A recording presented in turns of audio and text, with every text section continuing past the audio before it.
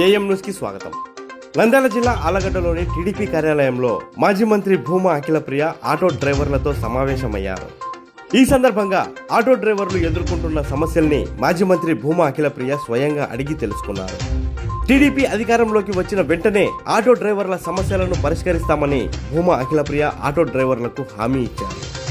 అనంతరం భూమా అఖిలప్రియ మీడియాతో మాట్లాడుతూ టీడీపీ అధికారంలోకి రాగానే ఆటో డ్రైవర్లు ముఖ్యంగా ఎదుర్కొంటున్న చలానా సమస్యల్ని పరిష్కరిస్తామని అన్నారు. ఆటో డ్రైవర్లపై కూడా రాజకీయాలు చేస్తున్నారని, తమ పార్టీకి సానుభూతి పరులుగా ఉన్న వారికే వైసీపీ నాయకులు సహకరిస్తున్నారని భూమా అఖిలప్రియ ఎద్దేవా చేశారు. అందరినీ రోడ్ల మీద పడేసి వైసీపీ నాయకులు మాత్రం అందలమెక్కారని భూమా అఖిలప్రియ అన్నారు. వైకాపా ప్రభుత్వ హయాంలో తాగునీటి మరియు సాగునీటి సమస్యల్ని పరిష్కరించలేకపోయారని మాజీ మంత్రి భూమా అఖిలప్రియ ఆగ్రహం వ్యక్తం చేశారు. ఆటో డ్రైవర్ల సమస్యలపై తమ అధినేత చంద్రబాబుతో, నారా లోకేష్తో చర్చించి తప్పకుండా వారికి సమస్య అనేదే లేకుండా చేస్తామని మాజీ మంత్రి భూమా అఖిలప్రియ భరోసా ఇచ్చారు. మీకు ఎవరు మంచి చేస్తారో ఆలోచించి వారికే ఓటు వేయాలని మాజీ మంత్రి భూమా అఖిలప్రియ ఆటో డ్రైవర్లకు సూచించారు. ఈ కార్యక్రమంలో టీడీపీ నాయకులు ఎస్వి ప్రసాద్ రెడ్డి, జయచంద్రారెడ్డి, ఆటో సంఘం నాయకులు, ఆటో డ్రైవర్లు తదితరులు పాల్గొన్నారు.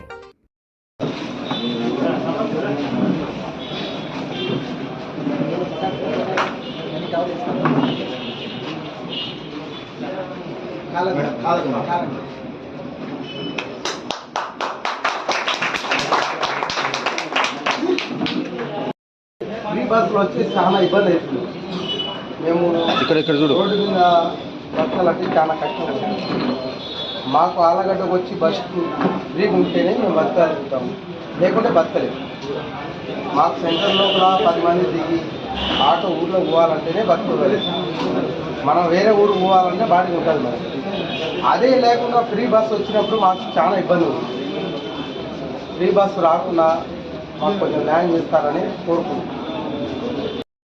ఆళ్ళగడ్డ, నంద్యాల, కర్నూలు జిల్లా అంటే ప్రాబ్లం ఏం లేదు. పొరపాటుగా ఓలంపల్లి పోవాలి, 4 ఉన్నారు, మా ఆటో మాట్లాడుకుంటారు. రేపు పొద్దున అవకాశం ఉండదు. అదే నువ్వు 2 పాయింట్లు చెప్తావు. పల్లెలకు పోనీకి అవకాశం ఉండదు, ప్లస్ పల్లెల్లో వచ్చి టౌన్లో మీకు కాంపిటీషన్ అవుతారు. ప్రాబ్లం ఉంది, అక్కడ పార్క్ చేసుకోవడానికి ఇబ్బంది అవుతుంది అని చెప్పి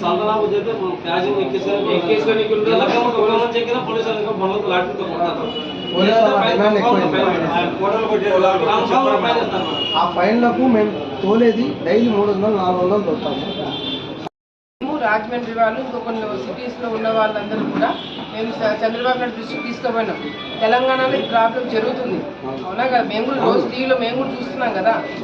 తెలంగాణలో రేవంత్ రెడ్డి గారు అట్లాగే చెప్పినారు, ప్రీవియస్లీ అక్కడ ఆటో వాళ్ళు కానీ లోపల వాళ్ళు ఆటోలు కానీ కొట్లాడుకోవడం అన్ని టీవీలలో చూస్తున్నాం. ఆ సమస్య రేపు పొద్దున మన రాష్ట్రంలో మన వాళ్ళు పడకుండా ముందస్తుగానే అన్ని జాగ్రత్తలు తీసుకోవాలని చంద్రబాబు నాయుడు గారు చెప్పినాం. సార్ ఒక మాట చెప్పినారంటే ప్లానింగ్ పర్ఫెక్ట్గా ఉంటుంది. రేపు పొద్దున మీకు ఎటువంటి ప్రాబ్లం లేకుండా కూడా చర్యలు తీసుకునే బాధ్యత మేము తీసుకుంటాం. ఎందుకంటే ఒకరికి మంచి చేస్తున్నామంటే ఇంకొకరికి అన్యాయం చేయాలని కాదు కదా. ఆటోలకి ఫ్రీ బస్ ఇస్తున్నామంటే ఆటో వాళ్ళకి కడుపు కొట్టాలని కాదు. మీకు కూడా ఏదో ఒక విధంగా కొన్ని రూల్స్ ఎట్లుంటాయనేది రేపు పొద్దున కండిషన్స్ పెట్టడం, దాన్ని బట్టి మీకు ఇబ్బంది లేకుండా పెట్టిద్దాం. వాళ్ళకి ఏదైతే ట్యాక్స్ కట్టేది ఉందో అది కంప్లీట్గా పూర్తిగా తీసేయడం జరిగింది, అవునా కదా? డీజిల్, పెట్రోల్ ఇంత పెద్ద స్థాయిలో పెరగలేదు. సరుకుల రేట్లు పెరిగిపోయినాయి, కరెంటు ఛార్జీలు పెరిగిపోయినాయి, అవునా కదా? ఇప్పుడు చంద్రబాబు నాయుడు గారు ప్రభుత్వం అయిపోయిన తర్వాత జగన్మోహన్ రెడ్డి మీకు 10,000 రూపాయలు ఇస్తామని చెప్పి ఒకటి చూపించినారు. సరే, ఇవన్నీ కాకుండా కొన్ని చలానాలు తగ్గించినారా, ఫైన్లు తగ్గించినారా? ఇవన్నీ తగ్గించి మీకు 10,000 ఇంటికి ఏమన్నా మీకు ఉపయోగపడుతుందంటే 10,000 వచ్చినందుకు మేము కూడా ఆటో బాగా బ్రహ్మాండంగా 10,000 వస్తుందిలే అని చెప్పి అనుకుంది. కరెంటు ఛార్జీలు పెరిగినాయి, నిత్యావసర సరుకుల రేట్లు పెరిగినాయి, కూరగాయల రేట్లు, ఆయిల్ రేటు, గ్యాస్ రేటు అన్నీ పెరిగినాయి. ఈ 10,000లో ఏ ఒక్క రూపాయి అయినా మేము దాచిపెట్టుకోవడానికి ఉపయోగపడిందని ఆటో వాళ్ళు చెప్పగలుగుతారా?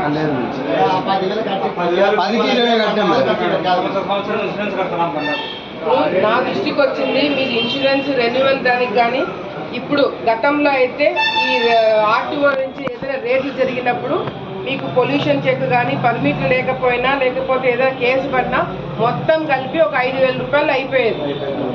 కానీ ఇప్పుడు ఇన్సూరెన్స్ రెన్యువల్కి 5,000, ఎఫ్సీకి 5,000, ఏదైనా పట్టుకుంటే ర్యాష్ డ్రైవింగ్ అంటే 5,000. మొత్తం ఈ కేసులలో నుంచి బయటికి రావడానికి దాదాపుగా మీకు 25 నుంచి 30,000 రూపాయలు అవుతుంది. అవునా కదా? పోనీ పోలీసుల దగ్గర నుంచి మీకేమన్నా సహకారం అందుతుందా అంటే అది కూడా లేదు.